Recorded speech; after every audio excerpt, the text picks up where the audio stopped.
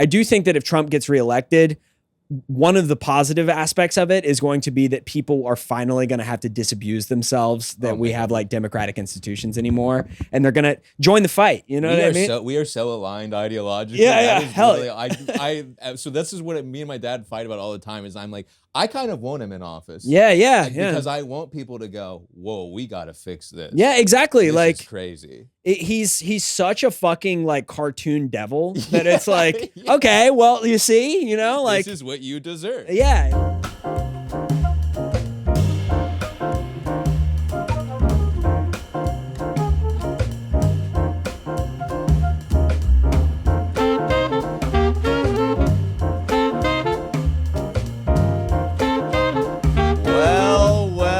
Well, ladies and gentlemen, we are back with another motherfucking episode of the Practical Advice for Weird Little Guys Being Cool. Too long of a title podcast. I'm your host, Tucker Brookshire, and I have absolutely no housekeeping up front because we have an amazing guest yet again today, everybody. Clap those fucking hands in the studio audience for the one and only, absolutely hilarious Davidson Boswell. Dude, hell yeah, man. Tucker Brookshire and Davidson Boswell in the house, here to diagnose the country's problems. Two of the richest, whitest Yeah. of all It's like, time. we were talking before the pod started about how shitty our lives were, and our names do not indicate that at all. We do have two very wealthy sounding Yes, names. yeah, very much so. Happened? Yeah, folks, this episode is going to be a little different. We are talking about Western imperialism, the downfall of America, the corporate state, Zionism, etc. Free Palestine up front. Everybody else can suck my cock. Y'all know the drill.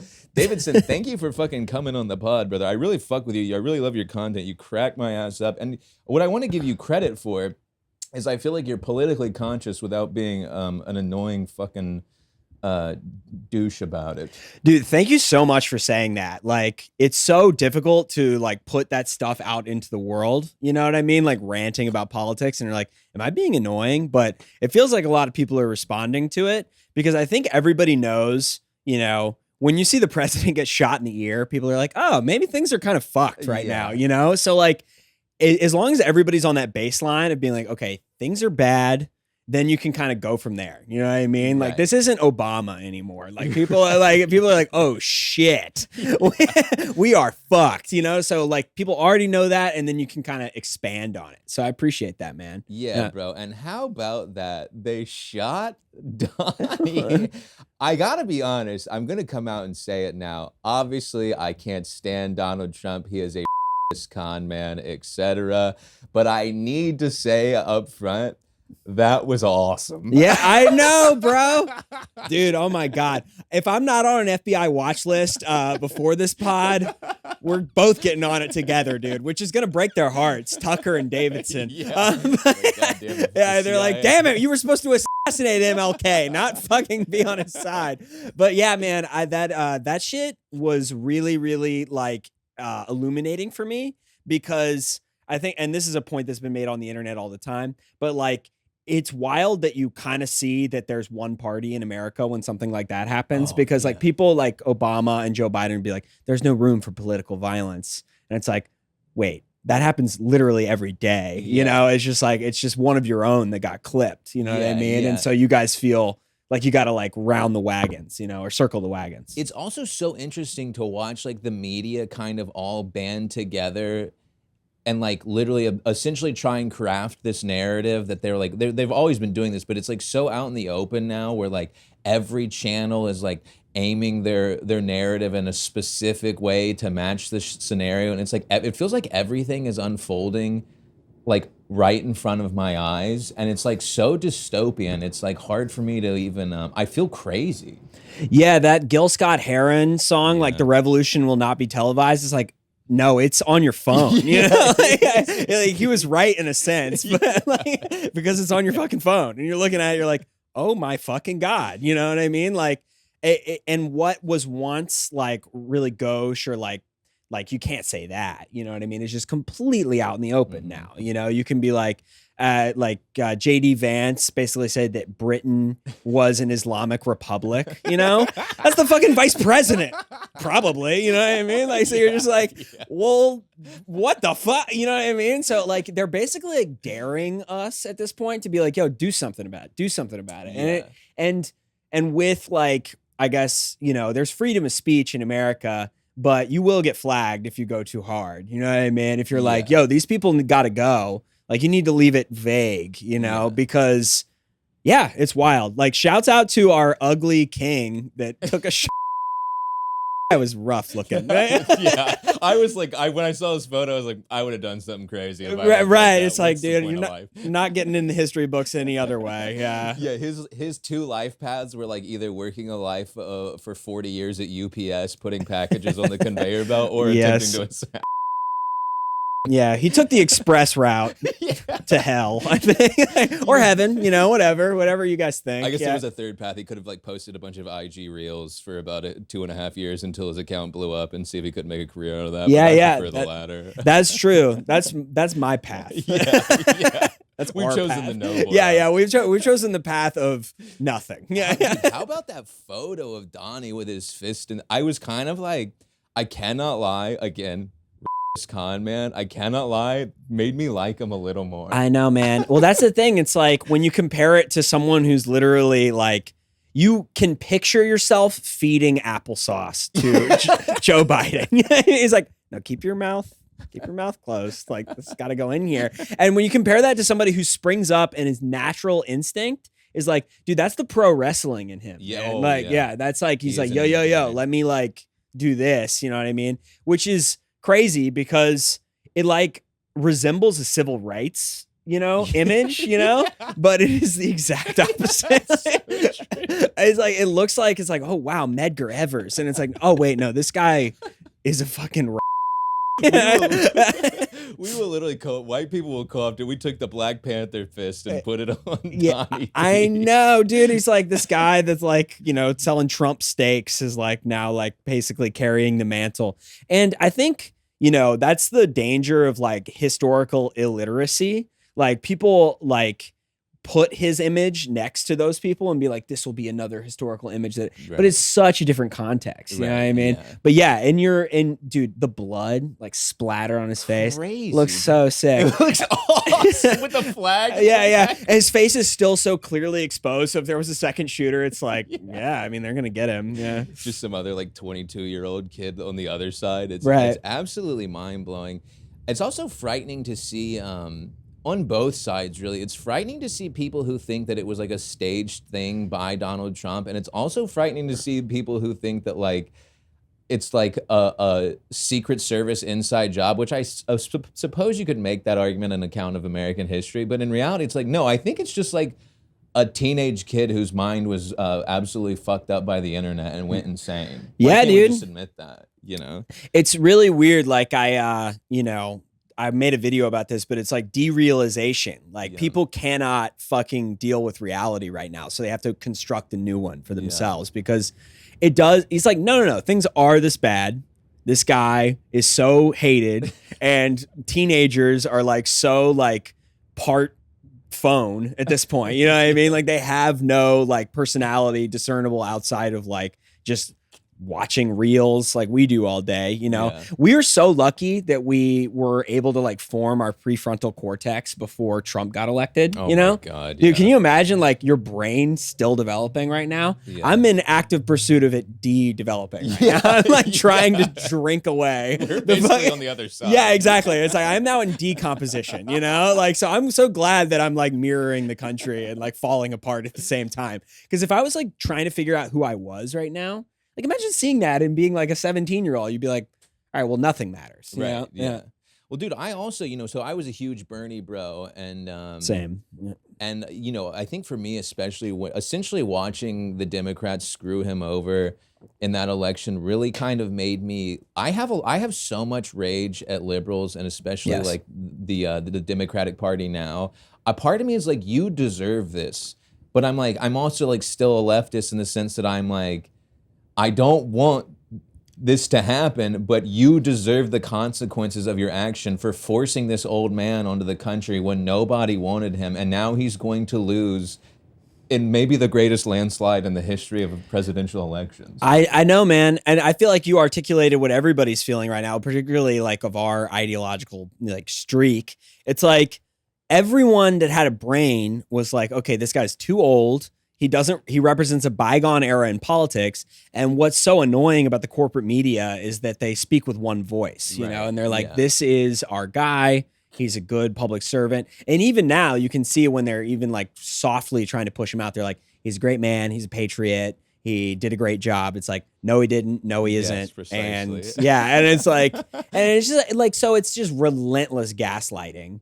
And that, I think, radicalizes you even more. And I think it's why people like you and me have found somewhat of a voice, because like you're not even saying things that are that profound. You're just talking about reality. You know what I mean? Because there isn't that's not represented right now in the corporate media. And and like, I guess that debate was a really good thing, because it finally, like, you know, in the Wizard of Oz, they're like, don't look at the man behind the curtain. It's like, look at him. He's fucking buffoon, you know, he can't talk. Yeah, I found that exhilarating. Everyone was like, we can't believe this. And I think everyone's like, what are you talking about? We've all known for 2.5 years, bare minimum, this guy's unfit for this job. Exactly. Yeah. And it's like what's been obvious to so many people for so long. And I don't know what you watch in terms of news media, but there are like news outlets like Breaking Points. Breaking Points is like it's not like there's not even much original reporting on that. They're basically doing what I do, which is like reading the New York Times and being like, this is what this actually means. You know what I mean? Like, this is what,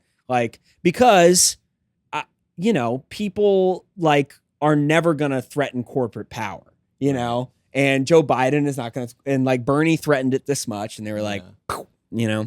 Yeah. Man, I'll tell you, Bernie would not have dodged that bullet. No. That old man would have taken that right through the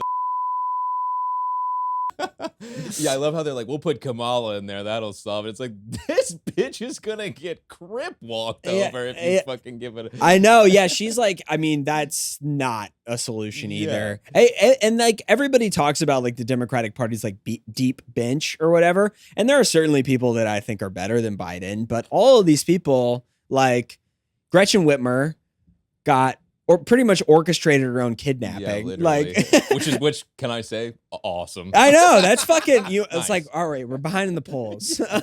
That's sick. That's the type of shit I do fuck with. Yeah. Be a con woman, be one. That's fucking gangster. And then Gavin Newsom is like, I just like, I don't understand California politics at all, but like, he just seems like, he went to the French Laundry during the height of COVID, which is like one of the most expensive restaurants in the world. And he was like, yo, I'm partying, dude. Fucking asshole. You know what I read about him recently? I'm sorry to interrupt. Yeah, no. He's never read a book. That's hilarious. He brag about that. He admitted that in a paper thing. I've never read a book. Jesus Christ. Yeah. Right. Yeah. It's like, this is going to connect my base. Yeah, man, I don't know. And so like that kind of deep despair that everybody feels right now, I'm trying to like add a little bit of like jus to it, like, you know, be like, oh, this is funny and stuff like that. But it's just not funny anymore. You know what I mean? Like it's getting really like, is everybody else seeing this? And I don't know. How do you feel about it? Well, I also sort of off of what you're saying, I find sometimes I'll try and make videos about it, but I think what I find the most like despair in is every time I try to make a video, I'm like, everyone knows this. Yes. And I'm like, well, if everyone knows it, why is it still a thing? It's like, it feels like everyone is on the same page about how horrible and everything is, and how every politician's a monster, and how the military industrial complex, blah, blah, blah. I know very few Zionists. Maybe it's like the circle I run, but all these evil, horrible things I hate, everyone I know is like, yeah, this is awful, and nothing. It doesn't feel like anything, like since we've been kids. Yeah, nothing's changed. Nothing has changed. And it's like the same, like the administrations change, but the Venn diagram is 90%. Mm-hmm. You know what I mean? Abortion is like a huge wedge issue, you know? That's where like political parties actually differ. But in terms of foreign policy, it's lockstep. It's like bomb the shit out of brown people. Yeah. And Hell, black people while you're at it. And black people. Yeah. I got tripped up because we bomb them both. Yeah. Whether it's Philadelphia or fucking Palestine. Tulsa. Yeah, wherever, Watts. I think this speaks to like, just like people's disillusionment, but also it speaks to the siloing of information, like we are in an echo chamber, and you would have to like retrain your algorithm and your YouTube. You literally have to log out and start like watching like North Korean soap operas or something like that. You would have to like throw the algorithm quite the curveball if you wanted to do a hard reset, because they know you so well. So they're like, this is what like you agree with, and this is, and like the Zionist issue was incredibly divisive within the comedy community. You know what I mean? Because there are Zionist comics, and that was the first time that I ever saw like the liberal consensus like start to unravel, even in a place like New York. Which was like people being like, oh no, but this is actually different. It's like, well, they can't explain why, but they just feel very passionate about it. But I will give credit to Israel. They have killed so many people at this point that like you basically like they've proven people's points. You know what I mean? You're like, oh wait, you are on the right side. You gotta be, it's like more gangster shit. It's like, wow, okay, just if you're gonna be evil, be evil. Yeah. Like it's like we're gonna fucking 5K live stream this, I was like, okay, I mean, it's gonna make it. Yeah, they're like, all right, welcome back to killing children. They got Tyson ad on there. Right. Tossing fireworks. Yeah. It's like Logan Paul joins the IDF, dude. It really. Logan Paul would he would join the IDF for like $250,000. Oh, totally, dude. He'd sell his soul for anything, man. Yeah, they're gambling. Like, I can't box anymore, so I guess I'll be in the IDF. Yeah, bro. And that's like, we were kind of talking before the pod started about like what the avenues are in this industry and stuff like that. And you see what's successful and you see what it takes. You know what I mean? All this like like you're putting who you actually are at the very background. And like, you have to be like, not talking about shit, you know what I mean? Like Logan Paul, Kai Cenat, you know what I mean? You got to talk about gaming. You got to talk about like, literally. Yeah. You have like a dude doing like man on the street pickup videos where you like go up to some chick and be like, oh, you're very beautiful. Could I have your number? And then, they cut together a montage of them getting pussy. It's like, those are the people who succeed. In this. Absolutely. Dude, what do you think about that? What do you think about that genre of comedy of like bothering people in the world? Oh, like where they like go out like in public? Yeah, the guy that like he takes like a roll and like whispers in someone's ear, like these things. Like if I was just at Home Depot and I was like 45 and like I'd clock him. Yeah, I know. Wouldn't it make you his ass, but the camera like is such a protector, Well, I think it's an interesting look into it, and a lot of this. Have you ever read The Culture of Narcissism? Yeah, Christopher Lash, right? A wonderful book, incredibly dense. One of those books. One thing about me, I'd be taking years to read a book. That book took me about a year. And I didn't understand half of it. I was like, what the fuck is this guy talking? Yapping. Yeah. But it was interesting. Yeah. And he makes a lot of great points. And I think, especially in our era now, where it's like all these people who are, where we came of mind before all this internet culture shit. It's like every child now just probably feels like, I need to go out in public to the Home Depot and make a funny prank video or my life is going to be bad. Yeah, dude. Holy shit. If that's like what's presented as economic mobility to people, it's like it's kind of like that Dave Chappelle joke. It's like learn to rap, sell crack, or play basketball. You know what I mean? Like, but it's like for like suburban like white kids, it's like annoy people online. You know, if you want to like stand out, which is really toxic. And it's the Andy Warhol 15 minutes of fame thing. Now, let me ask you this. When do you think you kind of became politically aware? Like, do you remember a moment in your life where you're like, what the fuck is going on? Yeah, I do. I was the troop surge in 2006 with Iraq. Like, because I remember I saw this New York Times article that said, "What now?" And I was 16. And dude, when they invaded Iraq, I was 12 years old. And you're a little boy, so you're like, fuck yes, dude, going to war. Hell yeah, we're gonna fuck them up, dude. Yeah. And so, but then like, that's such a critical period of your life where you're like becoming like from 12 to 16 represents like a huge cognitive development. And then to realize that we had spent that much blood and treasure on that thing and then like have it. And then literally in real time, having the corporate media be like, wait a minute, we did this for no reason. You know, that was really radicalizing to me. And then the second portion was Obama's first year in office, like not really doing much. You know what I mean? Like he focused essentially on like expanding healthcare, which is like a good thing to do, but no one was prosecuted from the financial crisis. Yeah, like, that's when it really fucked me up. That was like, I was like, whoa. You know, like there is a untouchable class in America. And he ran on like a real, he ran on like such a populist mentality, and he was really speaking to young people. And I remember when he got elected, I cried. Yeah. I was like a 13-year-old kid in my basement crying. I was like, oh, this is history. We're changing everything. Right. Yeah. And then he was essentially just more of the same. And it just broke my brain. Yeah. I realized then that like politics is all image, you know, like it's a cool guy that did this. And like Trump, kind of what we were just talking about with him raising his fist with blood on his face. It's like, that's politics. It's not like substantive. There's a really good documentary called I think it's 742 Park Avenue, which is where a lot of the hedge fund managers in New York live. Like the former Treasury Secretary, Stephen Mnuchin lives there. BlackRock's CEO lives there. And somebody get on that roof. Yeah. I know. What the fuck? Yeah. We're sure. But yeah, I guess we're deep enough into the podcast now where we can like let it fly. The algorithm. Yeah, they're like, we stopped listening. But yeah, when I learned that the presidential candidates go there and not the other way around, you know, like when they like raise money, they like go and these guys are like on the, I don't know what, it's like all archival footage that they put in. So maybe it's like for internal use only, these CEOs talking so openly about how corrupt the political system is. And I'm like, why would you ever say this? But they do say like, yeah, I have a wish list that I want to hear. And like whichever candidate is like going to be like, I'll do this is going to get my vote. Yeah. And that's how you like inculcate yourself from prosecution, even if you like, I don't know, like remember when Wells Fargo just like was stealing people's money? Yeah, and they're like, yeah, we did it. Sorry. Yeah. Our bad. Yeah. Literally. Well, you know, so I talked to my dad on the phone the other day, and I find my dad's like a pretty, you know, again, we grew up in North Carolina, so I'm sure he has some right-wing opinions, but he's also a pretty big leftist in his own right. But it's interesting talking to older generations because I think they still sort of believe in like the democratic process, I suppose. Yeah. Like my father still kind of thinks of Joe Biden as like not the ideal candidate, and he doesn't particularly like him, but he is the lesser of two evils, and you got to vote for this guy or whatever. But a lot of that comes from him like having like an inherent belief in America. Yeah.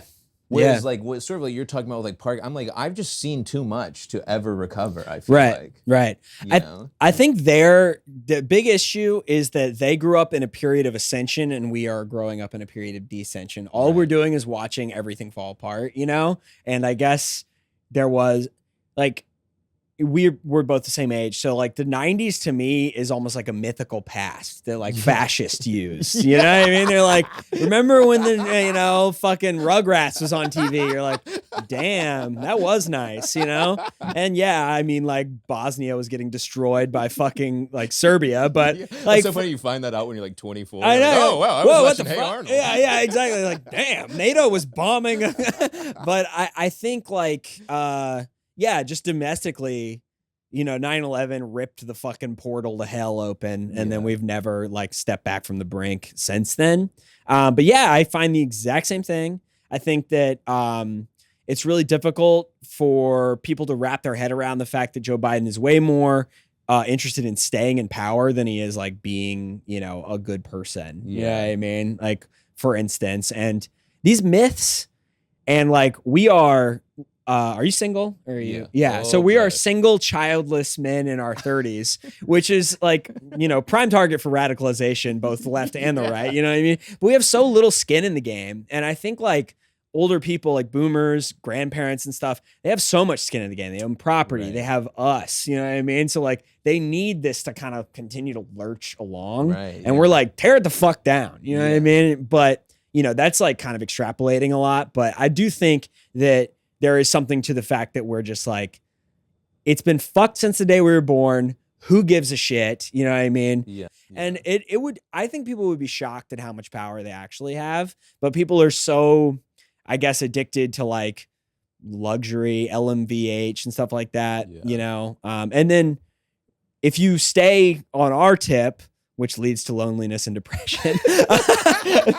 I should be just yelling at women about this. They're like, would you shut up and take me to a movie or I know, something? dude. Oh my God. I had this amazing, dude. Oh my God. This such a hot girl reached out to me on Instagram and was like called me. I was like, this is so amazing. Like, oh my God. Like, she's really vibing with me. She's like, what do you want out of your life? And I fumbled the bag, dude. I was like, women never want that answer. Yeah. You do not want that. Yeah, and I was like, I'm not sure, Nope. Yeah. I should have been like, yeah, I'm gonna become partner and just make something up. It's like, you know what I really want? I want to live on fucking Park Avenue. Yeah, and, right. Yeah. I'm one of these monsters deep down, Yeah. Betray my entire American population, but yeah, no, I think like a big problem, I guess, with like dating and stuff like that is like you pretty much have to like cloak and dagger people at this point. Like, be like, no, I want to work at a bank and like it's like no. Like, yeah, it's tough, man, because it starts to come off as delusion, Right, when no, you're I like, do the same thing. yeah, you're like, well, no, I think I'm gonna make it, and they're like, what about this? Yeah. When sometimes I'm like, am I like bipolar, like mentally unwell, where like I enter into states of mania and I start to think that every decision I've made with my life is going to work out. Mm-hmm. And then like I get depressed and I'm like, oh, I've made nothing but mistakes and I've ruined my life completely. Yep. And then you take a bigger look at it and I'm like, maybe that's just like what this is like, Yep. That's the human experience, is like having moments of success and feeling okay and then doubting them as a whole. But then like you try and explain that to a woman and they're like, I'm gonna go fuck the guy in a suit. Right, exactly, dude. And like you can't help but like, be horny and shit like that. And so you're like, if I say that I'm ping-ponging constantly between like delusions of grandeur and being suicidal, they're like, I don't know if you're the father of my children, When you get so nervous when you joke about killing yourself, it's like, babe, if I was gonna do it, I would have done it a long time ago. Come on, bro. That's more like a 20s thing. I would like, let's say, go to Butler, Pennsylvania, climb up on a roof. Like, when people kill themselves now, I am like, bro, if you're doing that, take one for the team. Right. Go. Yeah, I know. Come on, bro. Like, 2-for-1 special. Get a fucking BOGO going, bro. What the exactly. Heck? Yeah, no, I think with that, and I don't mean to paint with a broad brush, but I do notice that like dating in your 20s is like pirate ship mentality. Like everybody's just out there fucking, like the world is all ahead of you. And now people are like, they've been through a few relationships and they're like, you better have your shit figured out. And you're like, well, I got bad news. They got no time for goofballs anymore, folks. And when I was like in my 20s, being funny and wacky, chicks were like, oh, hell yeah, this guy's a big wacky guy. Yeah. He's you confident. Goofball now. They're like, well, get a job. I know. And you're like, well, I have a dream. And they're like, ugh. Like gross. Yeah, you can like feel the energy leave their body. They're like, oh, you're no longer here, only in body. Yeah, so I mean, I don't know, but like being idealistic and stuff like that, I think is gonna have a place. Just to bring it back, not to shoehorn it too much, but like whatever happens next election is going to radicalize people so hard. You know what I mean? Like, because people are putting it in like almost like spiritual battle levels. You know what I mean? And I think we're entering a darker period of American history. But like, I do think that people like us are going to have our moment. That's exactly how I feel. Yeah. Well, there's another amazing book called The Fourth Turning, where it's kind of all about the cycles and epochs of history. And we're essentially at the end of the fourth turning, where things are about as bad as they can possibly get before they get okay, not good. That doesn't happen until the second. And I think by the time we're about 40, we'll finally have our day of like peace and joy. I hope. Probably not. We'll probably be dead and the robots will be our corpses. Yeah. That's Terminator X rated. Like, they don't include that one. Yeah, they don't put that in the movies where they bend you over before they suck your brain It's out like, of the back. so after the nuke comes, they come and let me tell you, I would get about if it was a woman. If it was a man, I'd be like, no gay shit, bro. Dude, that's like, that's the most confusing homophobic person. Dude, that's so funny. I will not be by a male robot, Yeah, but yeah. if it's a woman, I could see it through. I could see it through. She's just picking me Yeah, up. yeah. Like, It's like a ragdolling me. So yeah, his pelvis was destroyed. Yeah. That's funny, man. Yeah. Hey, listen, that's a bit, you know. Right, Let's get in there. But I think, okay, yeah, the fourth turning, I've heard about that. I think like I was reading about the Black Plague, and the Black Plague did a triple tap on humanity in the 1300s. Like there was a wave of plague, like 12 years apart, 3 times in a row. And they talked about a guy who lived through all 3 of them. You know what I mean? And you know how, like, you know, you kind of like, you talk about how history kind of bends towards justice or bends towards like a better, more equitable world. That guy had the worst life you could possibly have. He watched his whole family die of the plague, and then he was like, okay, I'll start a new one. They're dead too. And they're dead too. And then he probably died right after. Yeah. And then he died the 3rd plague. So it's like, okay, well, that was unending misery, you know? And so I guess like this is a meme on the internet, but everybody like talks about how they're just tired of living through history. And it's that fatigue that people talk about, you know? Like, and it even happens with like, dude, I wish we did our elections differently, because this is still 4 months away. You know? It's so fucking crazy. And it's also like, obviously the 2-party system is completely flawed and should not even really exist in this fucking country, but that'll never, like, where I also get a little, like, really sad is, I mean, none of this shit will ever change. Like, I think I was a huge socialist for a long time, and now I'm just like, there's not even enough time left to instill socialism and have it succeed before the earth fucking melts. Bro. You know, it's like, I feel like every time I get like an ideological pathway, I'm like, no time. Yeah, we just have to live with what we have, or we're fucking doomed. I just want to enjoy my life. Time's up. Yeah. No, I mean, like, I am in a socialist organization in New York, and I find it really frustrating when there's like ideological purity to the level where you like are kind of judging someone for wanting some pleasure. Like if they take a jet to Europe, it's like, oh, that's environmentally irresponsible. It's like, bitch, it's over. You know what I mean? Like you better see Venice before it sinks. You know what I mean? Like that shit is like, there's a time clock now, which I think is like, dude, I think it's so weird. Have you been in Union Square? Yeah. They have the clock. That's every time I go there, I go, everyone's walking right past this. Yeah, this is right. Crazy. Yeah, it's for those out there, they have a clock that is essentially counting down. It's only 5 years out now, where they're like, if we don't do something about climate change, we'll pass the point of no return.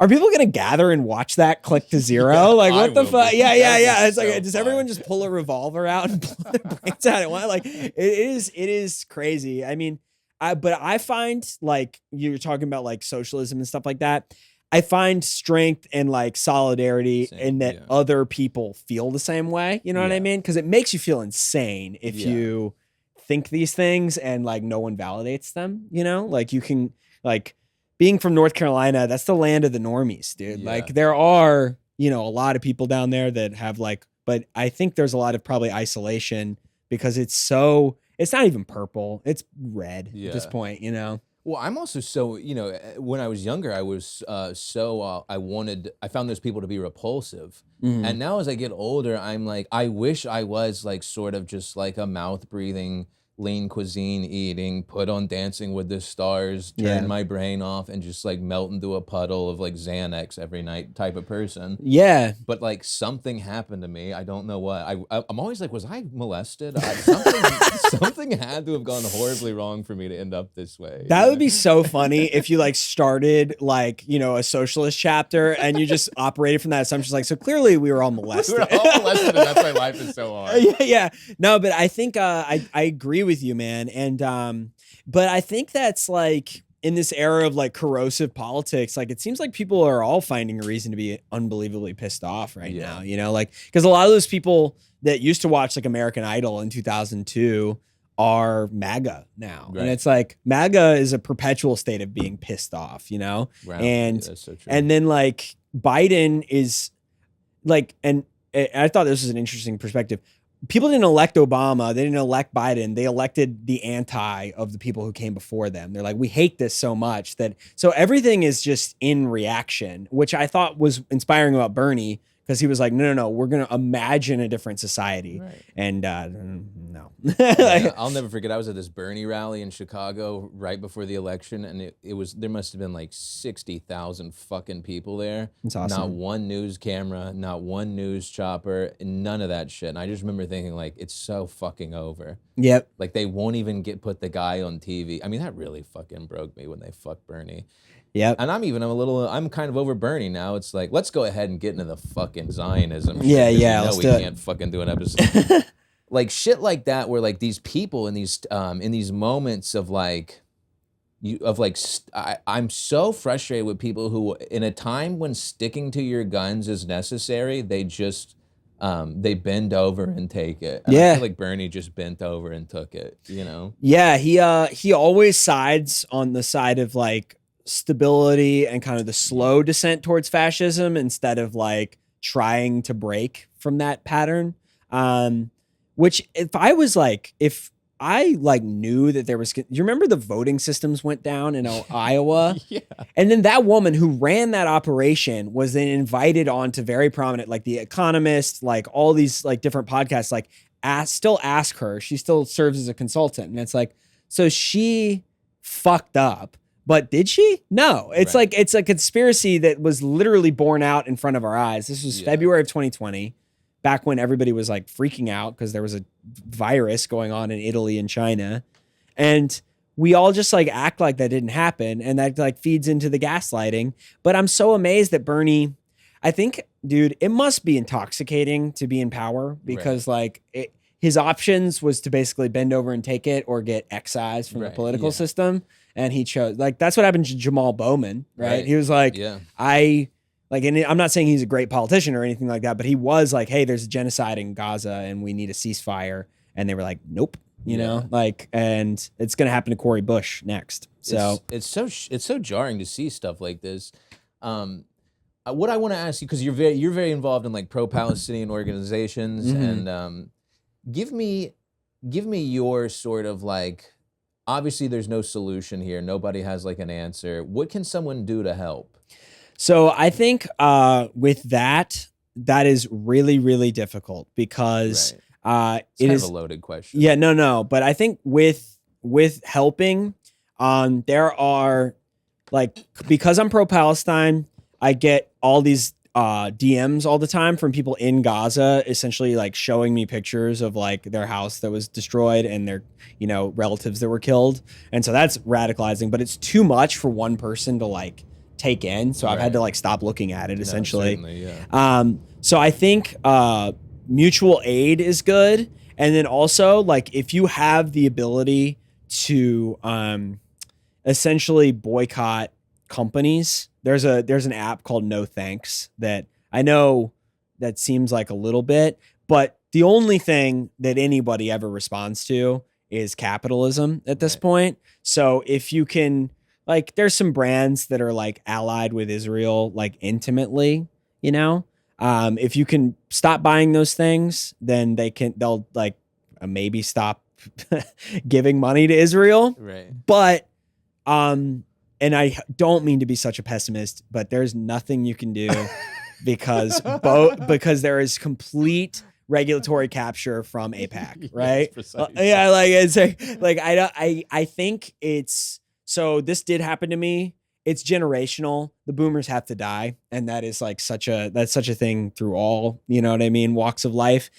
But I will say that if you advocate hard enough and you still have people from your childhood, because let's face it, the people that we're interacting with are all either strangers on the internet or people that already agree with us. You know what I mean? Yeah. But if you have people that you're willing to kind of show your content to, that are willfully ignorant about what's happening and they see you, then they can start to imagine a better world. Because this has happened to me twice. Two of my friends are Jewish and their fathers took me out to dinner to essentially talk to me about why I was wrong, you know, because their sons were being like, look at this, you know what I mean? And I was like, fuck, bro. Like I am like fucking with your kid's head, you know, because it's so, free dinner, yeah, free dinner. Yeah. Unless they don't convince me and they're like, you have to pay. Yeah. This is called halal, you know?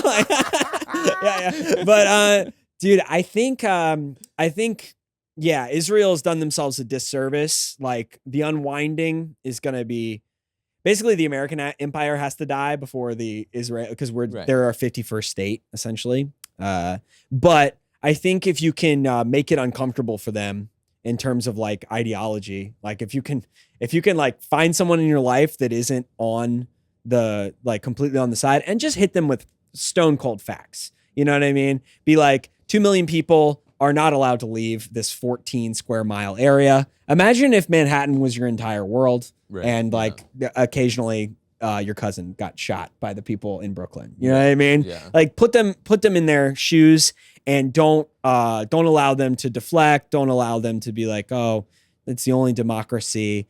Then you got to talk to them about how like, oh, well, then why did they like, you know, sterilize Ethiopians so that they can't like procreate, you know what I mean? But that's the thing about facts, man, is people don't, they'll shut down. Yeah, I was gonna say, what he means by all that is there's absolutely no hope. Yeah. Dude, I mean, like, that's a long way of saying it's fucked, you know? Like, there has to be full scale. And like you brought this in really well, but like climate change is the big sword of Damocles just hanging over everything. You know what I mean? Like no matter what you do, it's baked in. Like the power grid has failed and my apartment doesn't have power right now. So that was like the reason I did this podcast, is actually just to get some air. Still on. Yeah, some AC. Yeah. But I think that shit is like the ultimate depressing thing. But Chris Hedges, goat. Yeah, dude. I love Chris. Chris Hedges is sort of the guy that changed my entire life. Yeah, man, me too, man. Yeah. Dude, we should hang. We should hang. Yeah. So but he says, and my friend Kenyon Adamczyk, I don't know if you know him, but he brought this up to me, but he was like, you don't fight these things because it's gonna win. You fight it because it's right. You know what I mean? Like you don't, like, I fully expect to lose, but it's like you basically have to be at peace with yourself ultimately.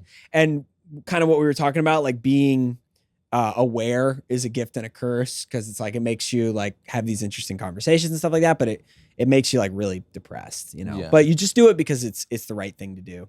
Yeah, and every now and then I will like take a break from some of these accounts of just watching Palestinian people just be murdered online, and I will just like, I'm like, I can't look at this for a week, you know. It's like sometimes you do just have to remove yourself, and nothing but respect to people who just go, fuck it, I'm gonna watch NASCAR and get shit housed and have missionary sex with my wife. Dude. I envy it, and nothing, you know, what fucking ever.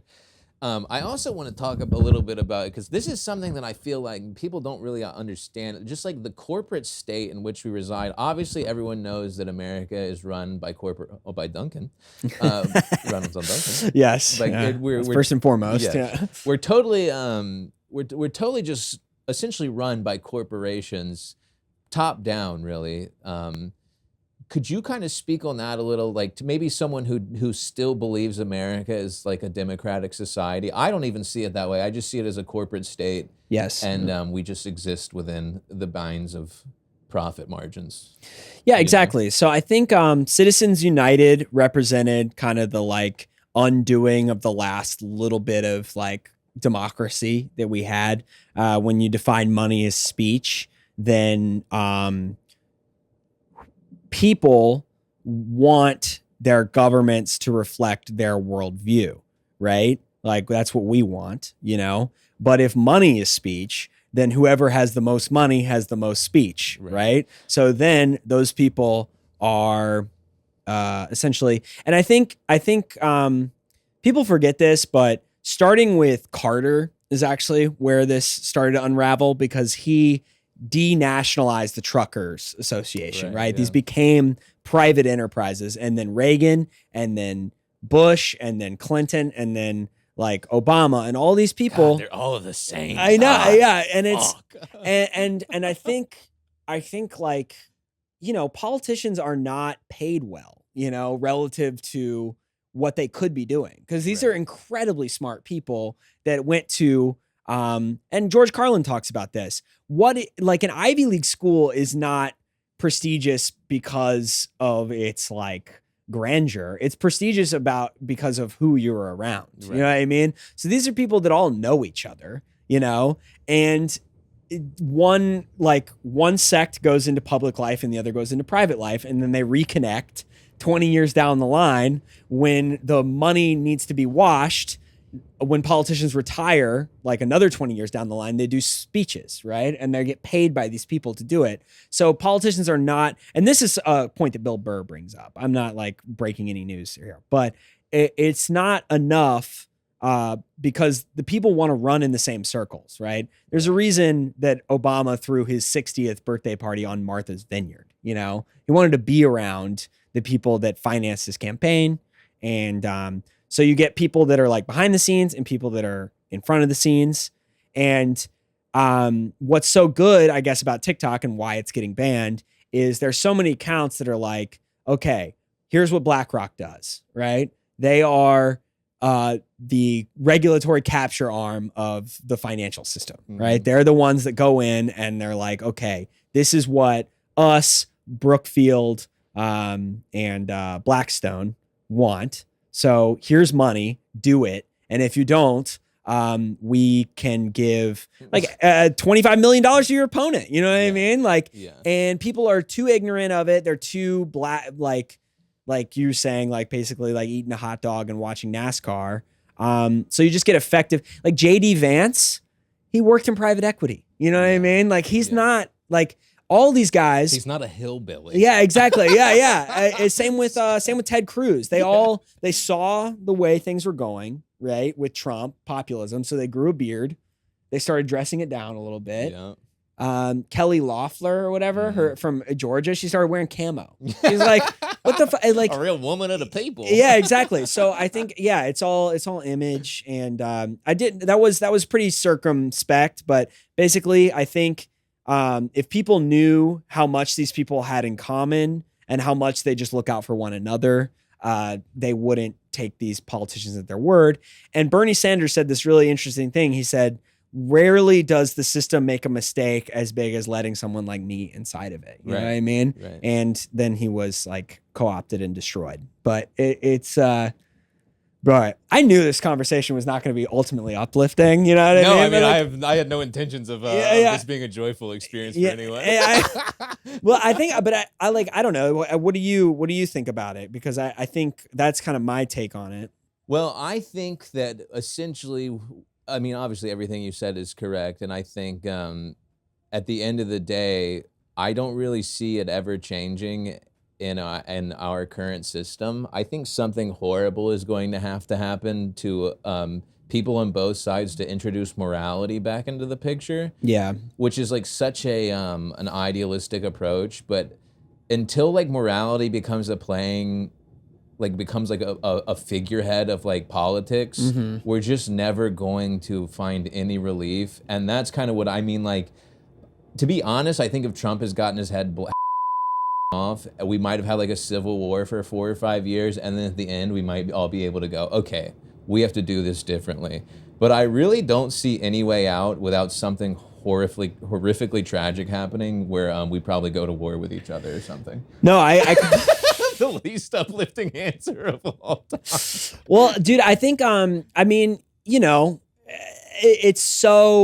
but like they love that we're at each other's throats right now because the money just keeps getting siphoned up. There's literally a statistic, 2,053 people have more money than 60% of the world, right?